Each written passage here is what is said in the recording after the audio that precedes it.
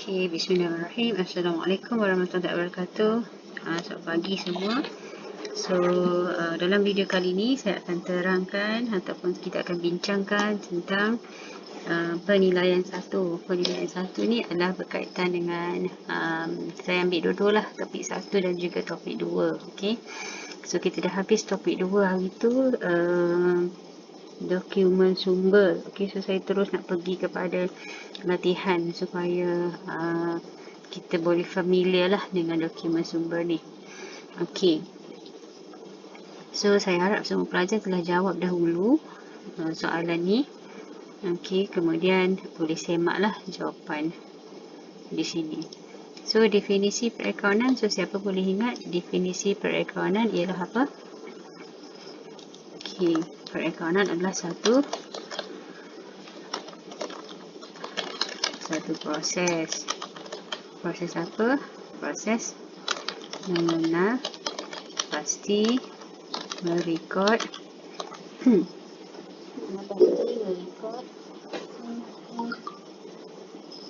cuba ingat.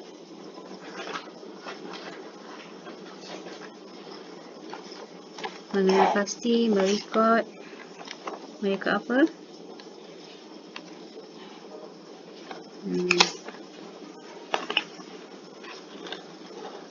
Sebagai daripada ini kita ada apa? Mengukur dan seterusnya mengkomunikasikan. Mengkomunikasikan apa? Mengkomunikasikan maklumat keuangan untuk membantu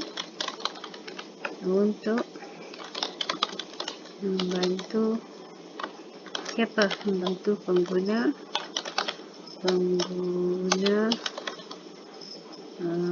maklumat perakanan untuk membuat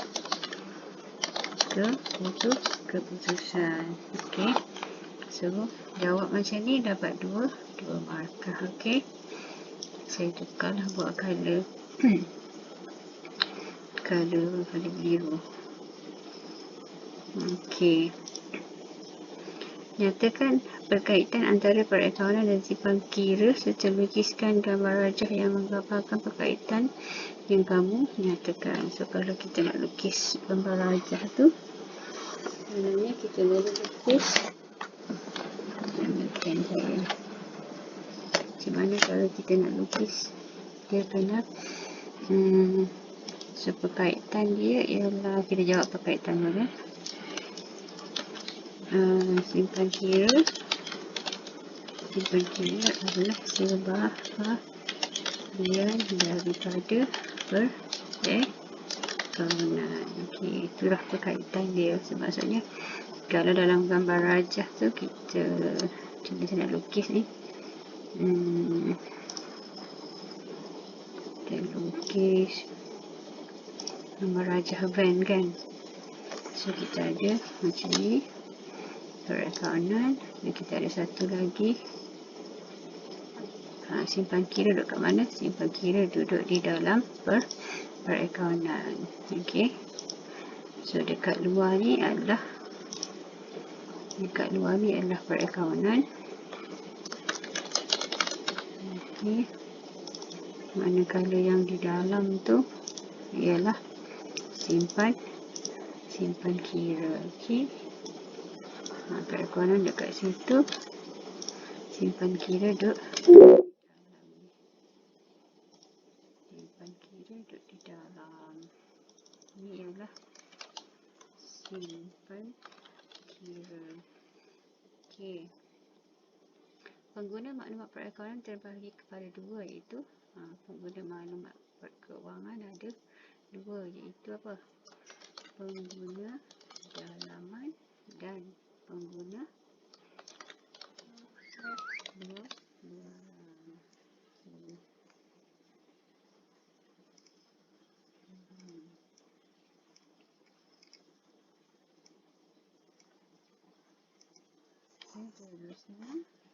Okey.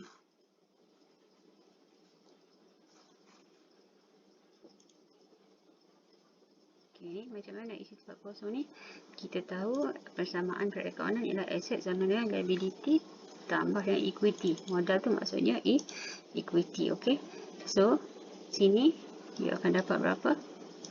So, kita akan tolakkan 12,500 tolakkan dengan 1,800. So, dapat sini 10,700. Sama juga kat sini. So, 28,000 tolakkan dengan 4,900. So, dapat 23,100. Okay. 23,100. Okay. Yang ini macam mana? So, ini dia kena 16,800 tolak dengan 12,500 dapat 4,300 kat sini. Sama juga dengan D, 19,600 tolak dengan 16,450 dapatlah nilai liability 3,150. E, macam mana dapat aset? Aset ialah hasil tambah kedua-dua liability dengan modal. So, 6,300 tambah 19,200. So, you akan dapat sini 25,500. Okay. Senang saja kan? Seterusnya. Okay, seterusnya. Ini sama macam soalan yang kita jawab dalam tugasan tu kan? Manakah item jual merupakan liability semasa, liability jangka panjang, aset semasa ataupun aset tetap? Okay, so kita nak kategorikan dia. Pinjaman kepada Shima. Kita bagi pinjam kepada Shima. Kita bagi pinjam pada orang bermaksud kita ada aset semasa, iaitu penghutang kan. So saya terus letak kat sini supaya awak tahu aset semasa apa. Aset semasa penghutang. Kita bagi pinjam ke orang, orang pinjam duit kita. Overdraft bank ialah satu liability. Okay. Liability semasa. Saya ada terangkan baru ni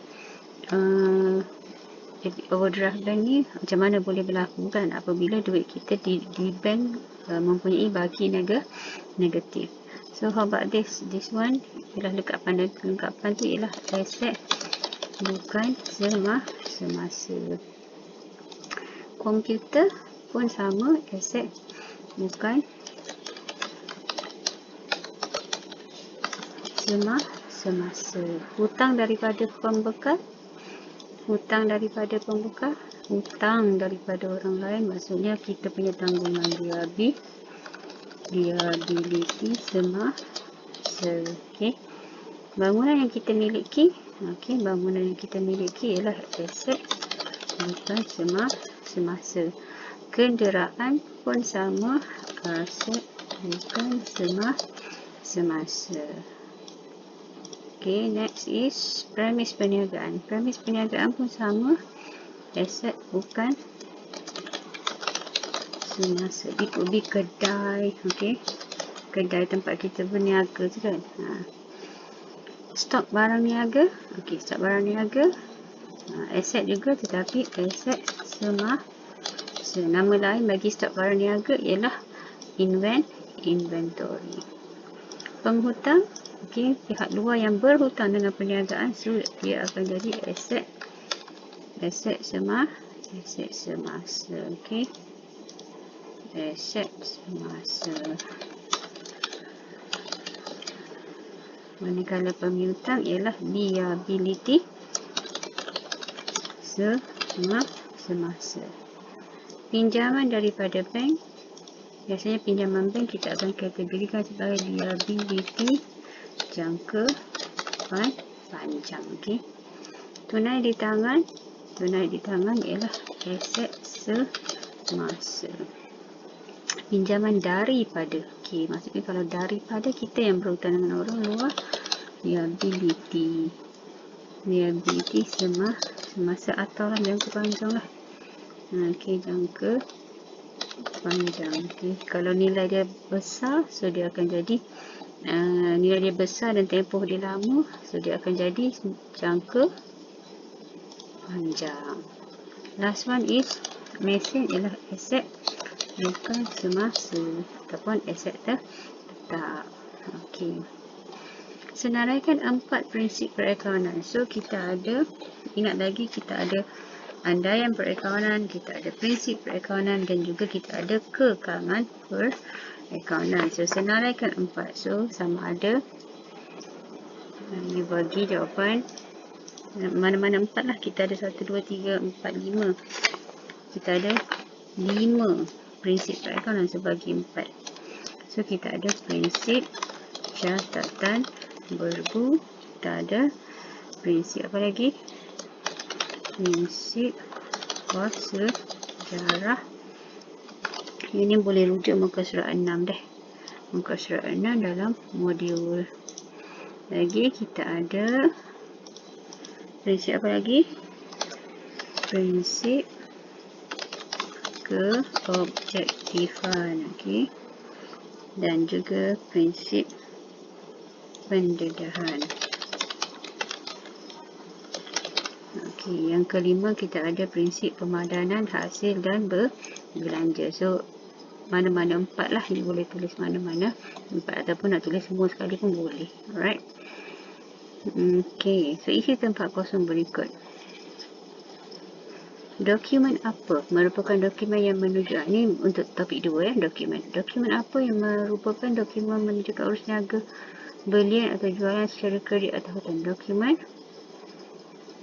kalau jual ataupun beli barang niaga secara kredit atau hutang, apa nama dokumen tu? Dokumen tu nama dia invoice. Okey. Dan invoice kan bila dia hantar, dia menunjukkan bahawasanya okey, inilah jumlah yang perlu dibayar. Maksudnya tak bayar lagi. Maksudnya berhutang. Apabila sebuah peniaga mengembalikan barang niaga yang dibeli secara kredit daripada pembekal, pembekal akan menghantar satu dokumen yang dipanggil, okey, bila kita pulangkan barang. Bila pulangkan barang, kita guna satu dokumen yang dinamakan sebagai nota kredit. C. Okey, atas nota kredit bila kita pulangkan barang. Bila pulangkan barang tu maksudnya mengurangkan jumlah invoice kan. Okey, manakala nota debit merupakan dokumen yang digunakan untuk menambahkan. Okey, menambahkan. Okey, so kalau kita detect ada jumlah yang perlu ditambah, so kita tak boleh nak issue invoice lagi sekali. Kita kena bagi satu nota debit. Nota debit itu akan menambahkan nilai invoice yang sebelumnya. Ya, mungkin sebabnya betul. Okay. D. Apakah yang digunakan sebagai bukti urusan antara pihak pemilik dengan perniagaannya? Contohnya bila ada ambilan barang niaga untuk kegunaan sendiri. So, kita guna apa? Kita guna satu dokumen yang kita namakan sebagai memo. Selain daripada ambilan barang niaga, pemilik juga boleh menambahkan apa? Atau mengurangkan. Okey, itu maksudnya menambahkan modal atau mengurangkan modal. Okey. Dan memo akan digunakan sebagai bukti urus niaga antara pemilik dan perniagaannya. Okey, salah spelling. Yang ke-8. Apabila Encik Lee mengeluarkan invoice 500, Encik Lee keluarkan invoice. So, kena ingat balik. Apabila pihak yang mengeluarkan invoice tu, dia tu dikenali sebagai siapa? Okey. Yang menjual ke yang membeli akan keluarkan invoice? Biasanya, okey, selalunya penjual yang akan keluarkan invoice. So, penjual yang menjual secara invoice atau secara hutang dikenali sebagai pengutang. Okey, so itu jawapan dia. Yang berhutang ialah penghutang. Number 9. Apabila anda memasukkan wang ke dalam akaun di dalam bank, dokumen yang sudah digunakan adalah bila kita masukkan wang dalam bank. Kita panggil apa? Bank in slip. Okey, kalau kita guna mesin ATM, dia akan keluarkan satu resit kan. Okey, itu kita panggil bank in slip. Bank in slip ni biasa kita guna counter. Yang ke-10, apabila sebuah perniagaan membuat pembayaran gaji kepada pekerjanya, okey, kita bayar gaji. Bila kita berniaga, kita kena ada belanja-belanja seperti gaji, kena bayar bil elektrik, kena bayar telefon, kena buat belanja untuk membaiki, kena bayar tambang. Okey. So, bila kita bayar gaji, dokumen yang biasa digunakan adalah satunya, kita kena keluarkan satu voucher pembayaran. Sebab voucher pembayaran ni adalah kebenaran untuk mengeluarkan wang. Okey.